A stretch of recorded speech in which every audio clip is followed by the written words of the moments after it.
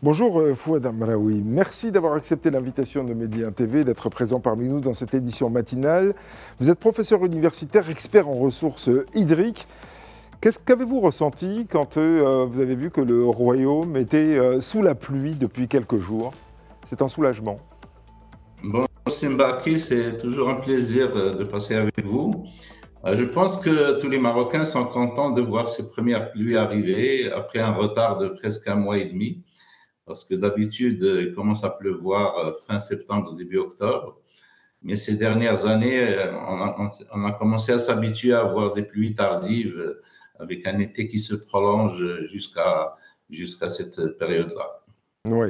Alors, évidemment, les barrages nous intéressent particulièrement, les retenues d'eau, puisque le Maroc est déjà entré pratiquement dans sa 8e année de sécheresse, 8e année consécutive. Alors, les barrages du Maroc ont repris légèrement du volume d'eau, grâce donc aux pluies de ces derniers jours qu'on vient d'évoquer. Le taux de remplissage, nous dit-on, est d'environ actuellement de 31%, mais aussi avec de très fortes disparités régionales. Il faut espérer qu'il y ait encore plusieurs jours de pluie pour pouvoir atteindre un taux qui soit, disons, acceptable ou plutôt respirable. Alors, on ne peut pas encore dire qu'on est sur une 8e année de sécheresse. On ne sait pas de quoi sera fait les semaines et les mois à venir. On espère en tout cas qu'on va être sur une année humide parce que statistiquement, après plusieurs années de sécheresse, il va sûrement y avoir quelques années humides qui permettent de reconstituer la réserve. Effectivement, aujourd'hui, on est à un taux de 31% de taux de remplissage. Ça correspond à peu près à 5 milliards de 100 millions de mètres cubes. C'est un volume qui est correct parce qu'on n'est qu'au début de cette saison de pluie. Il faudrait, bon, ce n'est qu'une pluie normale, ce n'est pas une pluie exceptionnelle.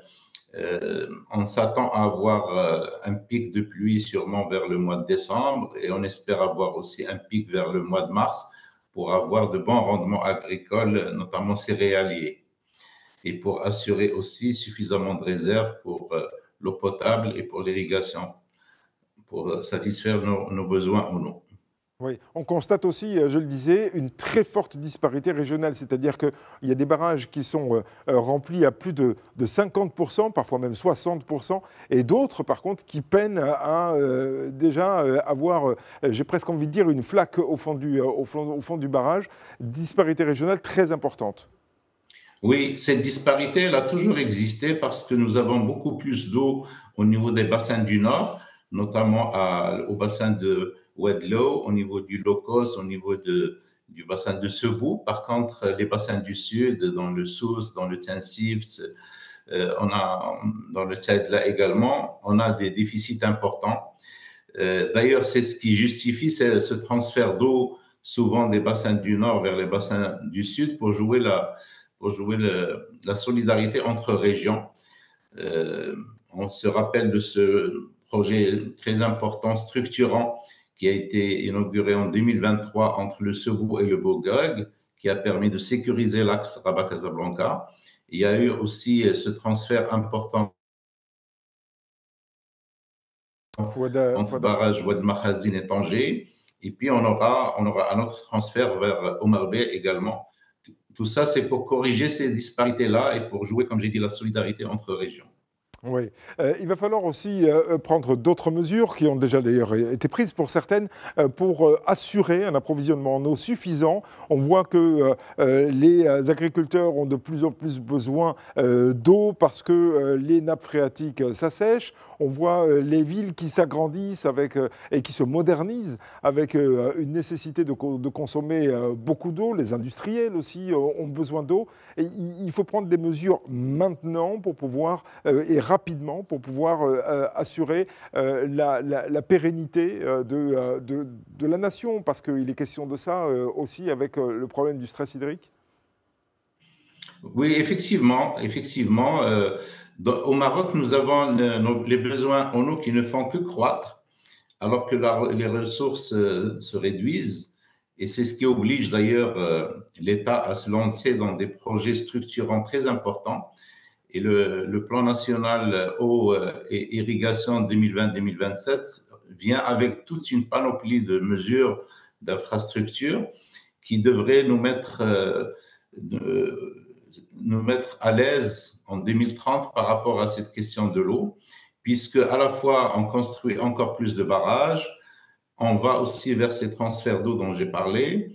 On fait également, on va en masse vers le dessalement d'eau de mer qui est devenu donc une nécessité aujourd'hui pour sécuriser l'eau potable au niveau des villes, mais pas que, pour l'irrigation agricole également. Et on assiste maintenant aujourd'hui à un changement au niveau de nos politiques publiques, puisque avant on ramenait l'eau depuis l'intérieur du pays vers les villes côtières. C'est le contraire qui va se passer puisque beaucoup de villes intérieures vont recevoir des eaux dessalées. C'est le cas de Kharivga, c'est le cas de Marrakech, c'est le cas prochainement de Tsaoudant également, et peut-être à moyen terme aussi des villes comme Knesfes qui pourront recevoir de l'eau dessalée à partir des zones côtières.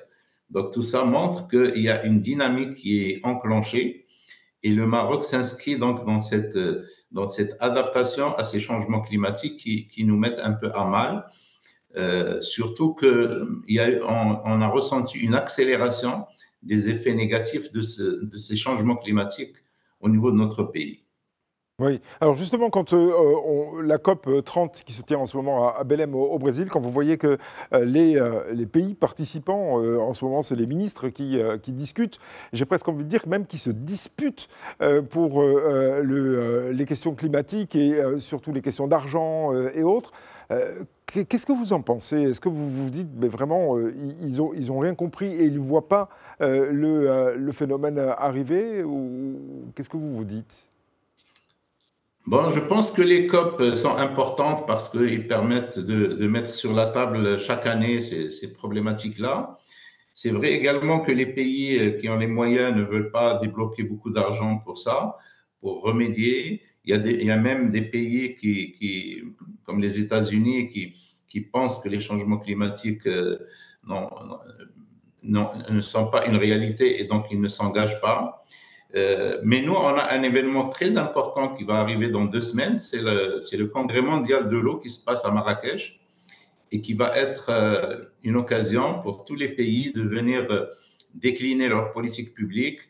Et le Maroc, je pense que c'est un bon modèle auquel peuvent s'inspirer beaucoup de pays de notre taille, parce que nous sommes un pays qui bouge, qui fait des choses et qui essaie donc pour que l'eau ne soit pas un frein au développement du pays. Oui, alors il y a évidemment l'approvisionnement, dirais-je, alternatif pour avoir de l'eau dans les villes et dans les campagnes surtout. Qu'est-ce qu'il faut développer selon vous davantage? Est-ce qu'il faut développer l'agriculture durable, par exemple, avec des semis et en tout cas des produits qui ont moins besoin d'eau dans leur développement? C'est sûr qu'il faudrait qu'on revoie un peu notre politique agricole, puisque nous avons beaucoup de cultures très grandes consommatrices d'eau. Ben, il faut déjà ne plus subventionner ces cultures qui consomment beaucoup d'eau. Il faut faire de la reconversion de cultures vers des choses qui rentrent plus dans notre souveraineté alimentaire pour répondre à nos besoins d'abord propres. Il faut garder une production aussi qui est destinée vers l'étranger, puisque c'est des cultures à grande valeur ajoutée qui nous rapportent aussi de la devise. Mais il faudrait que dès qu'on atteint des objectifs en termes de filière agricole, qu'on puisse ne plus encourager ces cultures-là. En même temps, je pense que l'irrigation en goutte à goutte, elle est aujourd'hui au choix. Il faut la rendre obligatoire. Pas du jour au lendemain. Il faut lancer un projet peut-être sur une dizaine d'années pour rendre l'irrigation localisée obligatoire pour tout le monde, en simplifiant les procédures, en sensibilisant les gens, en leur expliquant que quand on fait de l'irrigation localisée, c'est une économie de 80% de l'eau d'irrigation. Et c'est au niveau de l'eau d'irrigation que nous consommons le plus d'eau. En année normale, notre agriculture nous bouffe quand même 85% de notre potentiel Donc, s'il y a des économies à faire, c'est à ce niveau-là d'abord. En parallèle, il faudrait aussi au niveau des réseaux d'eau potable urbains, mais aussi dans les réseaux d'irrigation, détecter et réparer les fuites. Comme ça, on améliore les rendements des réseaux. Et là également, il y a des économies importantes à faire. Oui. Donc, il y a toute une panoplie. On a encore une marge de manœuvre intéressante pour qu'on puisse gérer l'eau d'une façon optimale et pour qu'on puisse assurer une desserte à tous les secteurs, puisqu'il y a beaucoup de secteurs qui sont grands demandeurs en eau dans notre pays. Est-ce que vous pensez que les mesures qui ont été prises pour lutter contre les puits sauvages sont suffisantes, ou alors est-ce qu'il faut accentuer davantage la partie répressive, c'est-à-dire avoir une police beaucoup plus développée pour pouvoir sanctionner celles et ceux qui puisent dans les nappes phréatiques de manière illégale? C'est vrai que nos nappes aquifères sont surexploitées. Tous les bilans que l'on fait sur les nappes sont déficitaires, avec parfois des centaines de millions de mètres cubes de déficit. Euh, la répression à elle seule ne peut pas suffire, il faut beaucoup sensibiliser. C'est toujours difficile de contrôler. Les agences de bassin, ils gèrent des territoires immenses et ils ne peuvent pas tout contrôler. Il y a aussi des gens qui se considèrent au-dessus des lois, qu'on a du mal à contrôler. Il faut sensibiliser, expliquer, et puis il y a dans certaines régions des solutions qui sont mises en œuvre, par exemple dans le CEIS, il y a l'irrigation agricole va se faire d'ici quelques temps à partir des eaux de surface. Et donc, ça va soulager un peu les nappes et ça permettra peut-être une reconstitution des niveaux dans la durée, bien entendu. Est-ce que la lutte pour l'eau devient de plus en plus âpre et constante, selon vous, et pas forcément ici seulement au Maroc, mais aussi dans d'autres pays d'Afrique et du monde? On voit par exemple en ce moment des difficultés très très importantes en Iran et à Téhéran en particulier. Certains responsables politiques à Téhéran ont même évoqué l'idée d'évacuer la ville. Oui, effectivement, l'eau est vraiment un facteur de paix sociale, hein. C'est un facteur de développement. Et quand il vient à manquer, ça crée beaucoup de litiges, beaucoup de tensions. Bon, au Maroc, on n'en est pas là, puisque nous avons quand même encore des ressources, certes très mal réparties dans l'espace et dans le temps, puisqu'on n'a pas un régime régulier. D'une année à l'autre, nous n'avons pas toujours les mêmes quantités d'eau qui nous arrivent. Et c'est là la difficulté des gens qui gèrent cette ressource en eau, c'est comment assurer de répondre à différents besoins tout en se projetant sur l'avenir. Vous savez qu'aujourd'hui, nous avons une stratégie nationale de l'eau qui est en révision et l'horizon, c'est 2050. C'est-à-dire qu'on se projette sur 25 ans, sur 30 ans pour se dire comment les choses vont évoluer et quelles sont les choses à faire pour ne pas tomber en panne, pour ne pas avoir des problèmes comme ceux que nous avons eus en 2022-2023. Là, la situation se redresse un tout petit peu, mais bien entendu, c'est toujours la pluie qui tranche à la fin. Quand on est sur une année normale, tout se passe correctement. Mais dès qu'on est sur une succession d'années comme celle qu'on vit depuis 2019, les choses deviennent plus dures. Mais d'un autre côté, on peut se dire, c'est bien que cette sécheresse ait lieu parce que ça nous permet de voir nos limites et ça nous permet d'innover, ça nous permet de se mettre à niveau, de réaliser les infrastructures qui nous manquent encore. Donc, je pense que là, je donne plutôt un signal optimiste pour dire on fait des choses, il y a des choses qui se font et puis qui vont nous mettre un peu à l'abri de tout aléa pour les années à venir sur cette question de l'eau. Et pour se mettre à l'abri justement de ces aléas, on évoque depuis pas mal de temps maintenant les usines de dessalement d'eau de mer. Est-ce que pour vous, selon vous, en tant qu'expert, c'est un peu la solution ultime? Je pense que le dessalement, on l'avait évoqué comme une piste d'avenir quand on a fait la stratégie nationale de l'eau en 2009. Ça a tardé à se mettre en place parce qu'on n'en avait pas encore besoin. Mais aujourd'hui, cette solution s'impose à nous. Aujourd'hui, vous savez qu'il y a cette tendance à l'urbanisation. Donc, les villes ne font que croître. La dynamique urbaine est très forte, notamment vers les villes côtières. Nous avons des pôles économiques à Casablanca, à Agadir, à Tanger, à Nador, etc. Et le fait d'aller vers le dessalement, ça nous soulage de l'eau qu'on ramenait de l'intérieur du pays vers les côtes. Et ça nous permet de développer aussi une certaine agriculture à forte valeur ajoutée au niveau des zones côtières. Et donc, nous avons aujourd'hui cet objectif d'atteindre 1,7 milliard de mètres cubes d'eau dessalée à l'horizon 2030. Je pense que c'est un objectif très ambitieux. À peu près 900 millions iront à l'eau potable, le reste pour l'irrigation. Je pense que c'est une très bonne solution.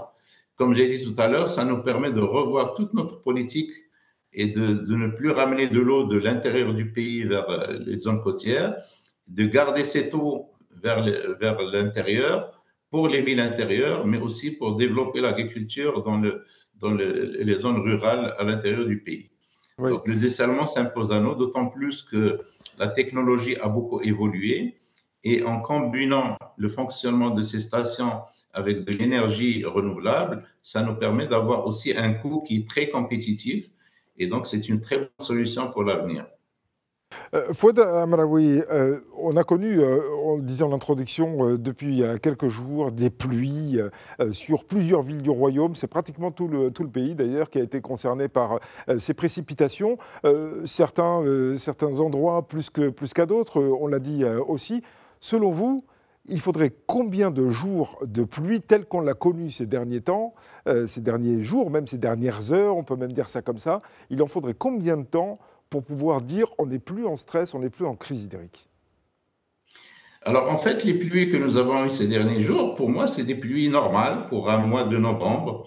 La normalité voudrait même qu'on ait des pluies au mois d'octobre et puis novembre, des pics au mois de décembre. Donc, normalement, dans une année normale, on a à peu près 65 jours de pluie par an, en année normale. En intensité aussi, il faut qu'il y ait une certaine intensité pour avoir suffisamment d'apports qui vont remplir nos barrages et qui vont recharger nos aquifères. Ce qu'on a constaté ces dernières années, c'est que nous avons beaucoup d'espacement entre les épisodes pluvieux. Et quand on a des épisodes pluvieux comme le mois de mars dernier, on a des pluies torrentielles, des pluies qui peuvent causer beaucoup de dégâts, qui apportent beaucoup d'eau, certes. D'ailleurs, c'est pour ça que nous avons aujourd'hui un taux qui est correct. C'est parce qu'on a eu ces pluies au mois de mars dernier qui étaient très importantes. Mais depuis le mois de mars jusqu'à aujourd'hui, on n'a pas eu beaucoup de pluie, presque pas de pluie, jusqu'à cette pluie qui est arrivée ces derniers jours. Donc, pour être dans une situation normale, il faudrait qu'on ait un épisode comme celui qu'on vient d'avoir, pratiquement tous les mois jusqu'au mois de juin. Là, on est sûr d'avoir suffisamment de ressources au niveau de nos barrages et puis nos aquifères aussi pourront être alimentés correctement. Et vous savez, quand vous avez de la pluie régulièrement, vous avez besoin de beaucoup moins d'eau pour l'irrigation puisque la pluie va irriguer les sols vont être saturés. De manière naturelle, évidemment. Oui, voilà, d'une façon naturelle. Sans aller puiser ailleurs, que ce soit dans les barrages ou dans les nappes phréatiques. Merci beaucoup, Fouad Amraoui, d'avoir été en direct avec nous ce matin dans cette édition matinale. Je rappelle que vous êtes professeur universitaire et expert en ressources hydriques. Merci encore et excellente journée et très bonne fête à vous puisque c'est aujourd'hui la fête de l'indépendance.